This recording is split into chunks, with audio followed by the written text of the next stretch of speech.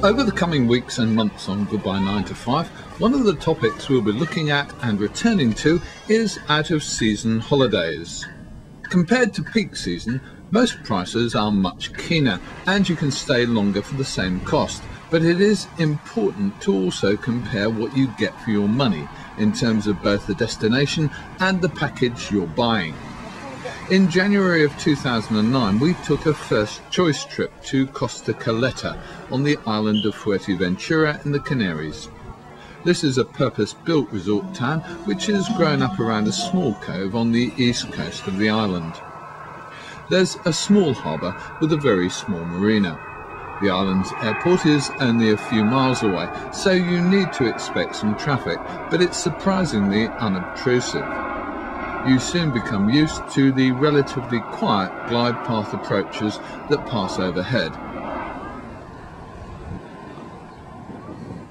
The resort itself is divided into two main sections. The main town, quite compact, is on the seaside of the main coastal road.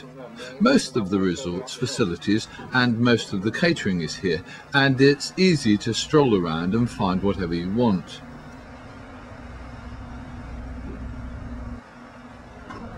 On the inland side of the main road, best reached by the mini train, there are large expanses of holiday apartments and bungalows with a couple of small restaurant and shop complexes.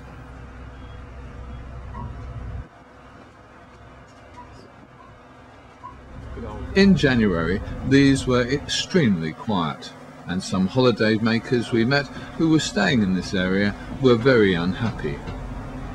If you're not able to walk far and are offered this resort, ask whereabouts the accommodation is related to the main coast road.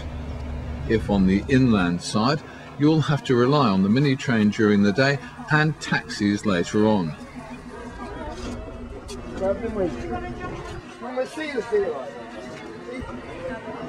First week of January 2009, we're at the Barcelo Club Castillo at Caleta in Fuerteventura. It's jolly cold. We have been to the Canary Islands before in December and it was warm and cosy then. It was very pleasant in fact in Gran Canaria. But here in Fuerteventura it's a bit windier, and the last 2 or 3 days of our week really have been quite chilly. It's rained a bit. It's generally overcast today, but we're going home today. The resort itself is very nice. It's very small.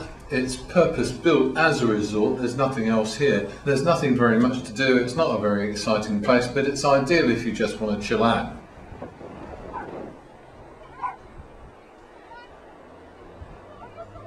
The accommodation is just fine. It's very roomy. It's very pleasant. We paid 300 quid each for this accommodation and the travel.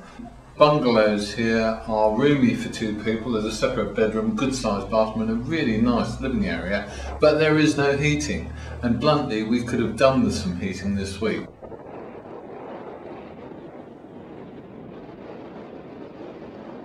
A lot of the coast here is very rocky, but there are shallow water beaches around the cove itself. The island itself is quite barren, betraying its volcanic origins.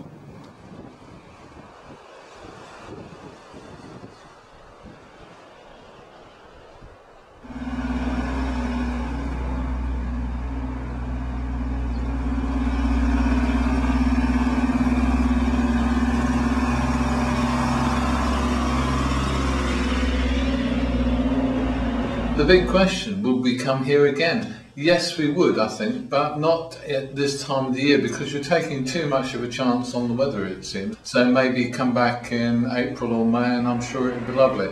But in January, without heating, I wouldn't come back. If you have an interesting story to tell about your own out-of-season holiday experiences, why not let us know on our website at www.goodbye9to5.tv, and if you have photos too, you can post them online.